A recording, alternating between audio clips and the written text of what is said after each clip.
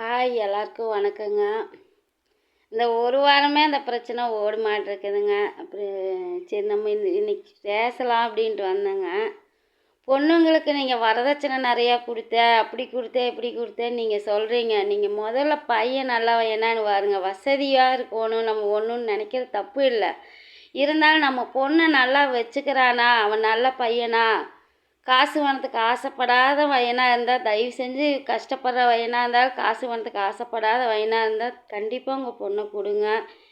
எல்லாத்துக்குமே தான் சொல்கிறேங்க. நம்ம வசதியாக இருக்கிறான், நம்மளும் நிறையா வரதட்சணை கொடுத்து கல்யாணம் பண்ணி வைப்போம் அப்படின்னு சொல்லி நீங்கள் பண்ணி வைக்கிறீங்க. இன்றைக்கி அந்த பொண்ணோட உயிரே போயிருச்சு. அந்த ரிதன்யா அந்த பொண்ணு வெறும் இதை சொல்லிக்கிட்டு இருந்தாங்க. நியூஸ் பார்த்தேங்க நான். டிவி இல்லாதனால நம்மளுக்கு டிவி நியூஸே அதிகமாக பார்க்க முடியல. நம்ம யூடியூப்குள்ளே வந்தாலும் இந்த ட்ராமா ஃபேமிலி பார்க்குறதா இருக்குதுங்க. வேறு எதுக்குமே ஓரக்க முடிய மாட்டேங்குது. நீங்கள் பொண்ணுக்கு வரதட்சணை கார் வாங்கி கொடுத்த, அதை வாங்கி கொடுத்த, இன்னும் கேட்குறாங்கன்னா அவன் காசுப்படுறவன்னு உங்களுக்கு தெரிஞ்சிருக்குதுல்ல. நீங்கள் ஏன் அந்த மாதிரி இடத்துல கொடுக்குறீங்க? உங்களை விட கீழே இருந்தாலும் அந்த பையன் நல்லா வச்சுக்குவான்னு ஒரு நம்பிக்கை இருந்து அவனுக்கு நீங்கள் செஞ்சு கொடுத்துருந்தீங்கன்னா கூட அந்த பையன் அந்த பொண்ணை பொக்கிஷமாக வச்சு பார்த்துருப்பான். பிள்ளைக்கு தான் என்ன குறை? ஆனால் நீங்கள் ஒரு வார்த்தை சொன்னீங்கம்மா, எனக்கு அது ரொம்ப மனசுக்கு கஷ்டமாக இருக்குது. ஒன்றும் இல்லாத இடத்துலையே கல்யாணம் பண்ணிட்டு போனால் போச்சேன்னு வாழ்க்கை கொடுத்தாங்கன்னு அப்படி சொல்லாதீங்கம்மா. எந்த பொண்ணாக இருந்தாலும் எல்லா பொண்ணுமே உயிர் எல்லாம் ஒன்று தாம்மா. வசதி இருந்து நீங்கள் வரதட்சணை கொடுத்ததுனால ஒரு மாதிரியுமே இல்லாதப்பட்ட பொண்ணுக்கு என்ன நடந்தாலும் பரவாயில்ல அப்படிங்கிற மாதிரி எல்லாம் இல்லைம்மா. எந்த பொண்ணாக இருந்தாலும் அந்த பொண்ணுக்கு நல்லா வாழ்க்கை அமையணும், அந்த பொண்ணு நல்லா சந்தோஷமாக வாழணும். அவங்கவுங்க வசதிக்கு தகுந்த மாதிரி அவங்கவுங்க உழைக்கி அவங்கவுங்க பண்ணி கல்யாணம் பண்ணி வைக்கிறாங்க. அப்படி எந்த குழந்தைகளுக்குமே பாதிப்பு வந்துடக்கூடாது என்றைக்குமே. உங்கள் ஒன்று என்ன, மற்ற பொண்ணு என்ன, காசு பணமெல்லாம் இருக்கிறவங்க ஒன்றுக்கு ஒரு மாதிரி, இல்லாத ஒன்றுக்கு ஒரு மாதிரி எல்லாம் இல்லை.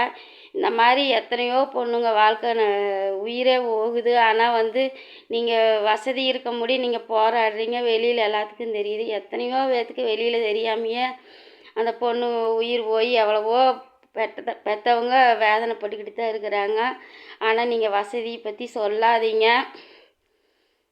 இல்லாதப்பட்ட பொண்ணை இல்லாத இடத்துலையா கல்யாணம் பண்ணாங்க அப்படின்னா, இல்லாத இடத்துல கல்யாணம் பண்ண பொண்ணுங்களுக்கு என்னானாலும் பரவாயில்லைங்களா சொல்லுங்கள்? எல்லாமே பொண்ணுங்க தானே.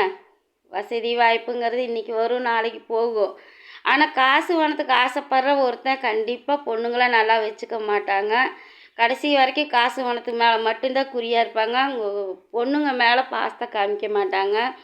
அதனால் எந்த பொண்ணை பெற்றவங்க யாராக இருந்தாலும் சரி, காசு பணம் இருக்குதா, அவன் அப்படி இருக்கிறானா இப்படி இருக்கிறானான்னு பார்க்காதீங்க.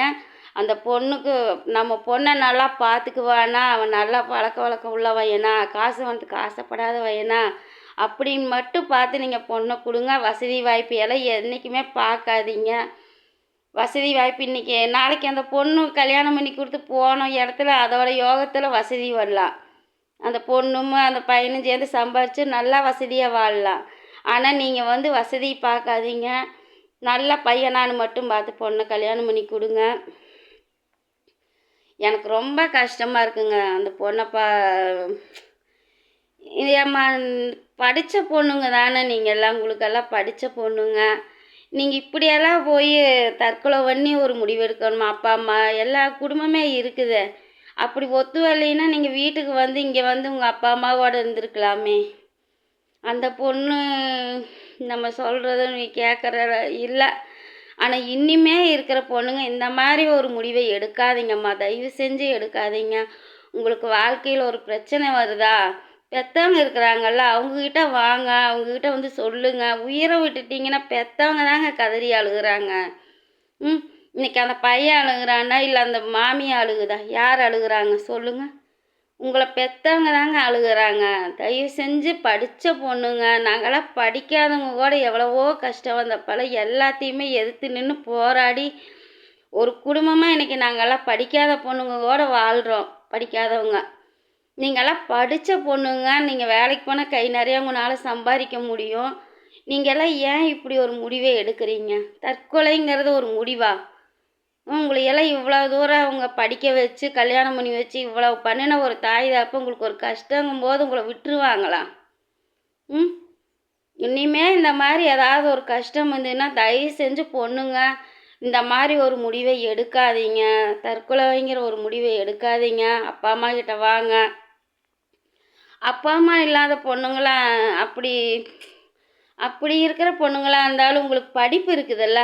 ம் இல்லைனாலும் ஒரு கூலி வேலைக்கு போயாவது நம்ம சம்பாரித்து நம்ம பார்த்துக்கலாமே. இந்த உலகத்தில் வேலையா இல்லை சொல்லுங்கள்? வேலைங்க நிறைய கொட்டி கிடக்குது. நம்ம போய் தேடி போனால் நம்மளுக்கு வேலை இல்லாமல் போகாது. உங்களால் உங்களுக்கு சம்பாரித்து சாப்பிட முடியாதா? எதுக்கு உயிரை விட்றீங்க? அப்புறம் உங்களுக்குன்னு ஒரு நல்ல வாழ்க்கை அமைஞ்சதுன்னா கல்யாணம் பண்ணிக்கிங்க.